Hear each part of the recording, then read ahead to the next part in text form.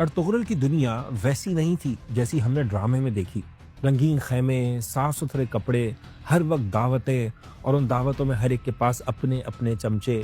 بالکل نہیں۔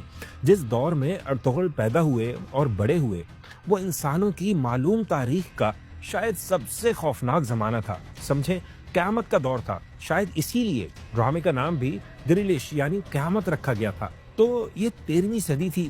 پوری مسلم ورلڈ، خصوصاً ترکوں کی سرزمین سینٹرل ایشیا ایک طوفان کی زد میں تھی جس کا نام تھا منگول۔ چنگیز خان اور اس کی اولادیں ایک عذاب کی صورت میں دنیا پر نازل ہو چکی تھیں۔ وہ انسان نہیں، سمجھے موت کے سوداگر تھے۔ جس شہر سے گزرے اسے راکھ کا ڈھیر بنا دیا، جس دریا سے گزرے اس کا پانی خون سے لال کر دیا۔ عظیم ترین شہر، علم اور تہذیب کے مراکز، بخارا، سمرقند، خوارزم، مرو، یہاں تک کہ بغداد بھی انہی منگولوں نے تباہ کیا۔ لاکھوں مسلمان گاجر مولی کی طرح کاٹ دیے گئے، اور اس قتل عام سے بچنے کے لیے سینٹرل ایشیا کے رہنے والے لوگ مغرب کی طرف بھاگ رہے تھے۔ لیکن مغرب میں کیا تھا؟ کیا وہاں کوئی پناہ گاہ تھی؟ مسلمانوں کی کوئی مضبوط حکومت تھی؟ بالکل نہیں۔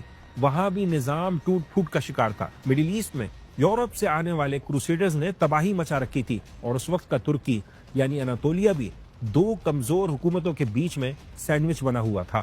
ایک طرف تھے سلاجقہ روم یعنی دی سلجوکس آف روم، جو ایک ترک قبیلہ ہی تھا، لیکن اب اس میں نہ وہ پرانی طاقت تھی اور نہ ہی وہ دمخم، جس کے مقابلے میں بیزنطین ایمپائر، مسیحی دنیا کی وہ قدیم سپر پاور، وہ بھی اب آخری سانسیں لے رہی تھی۔ کروسیڈز نے ان دونوں ایمپائرز کو نڈھال کر رکھا تھا، اور اب دونوں کا زوال بالکل سامنے تھا۔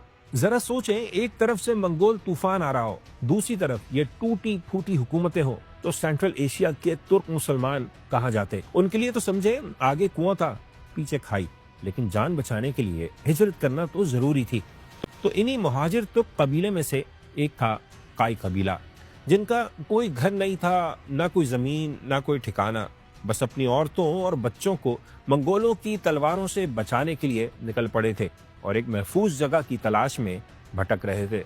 ہدف بس ایک ہی تھا، زندہ رہنا یعنی سروائیول۔ اس قبیلے کے سردار کا نام تھا سلیمان شاہ، اور یہ قافلہ صرف 400 خاندانوں پر مشتمل تھا۔ جی ہاں، صرف 400 خاندان۔ ایک طرف منگولوں کا لاکھوں کا لشکر، دوسری طرف صلیبی اور بزنطینی، اور بیچ میں یہ 400 خاندان۔ عقل تو کہتی تھی کہ یہ چھوٹا سا قبیلہ دونوں کے بیچ میں ہی ختم ہو جائے گا، لیکن تاریخ میں کبھی کبھی ایسا بھی ہوتا ہے کہ عقل حیران رہ جاتی ہے۔ اس مایوسی کے زمانے میں، قیامت کے دور میں، ایک گمنام آدمی نے ایک ایسا بیج بویا جو بعد میں ناممکن کو بھی ممکن کر گیا۔ نام تھا ارطغرل، سلیمان شاہ کا بیٹا۔ لیکن کون سے ارطغرل؟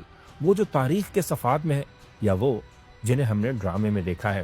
سچائی کیا ہے؟ اب ذرا دل تھام کر بیٹھیے، کیونکہ اب ہم آپ کو وہ بتائیں گے جس سے شاید آپ کا دل ٹوٹ جائے۔ لیکن یاد رکھیں کہ سچ جاننے کے لیے دل کا ٹوٹنا بہت ضروری ہوتا ہے۔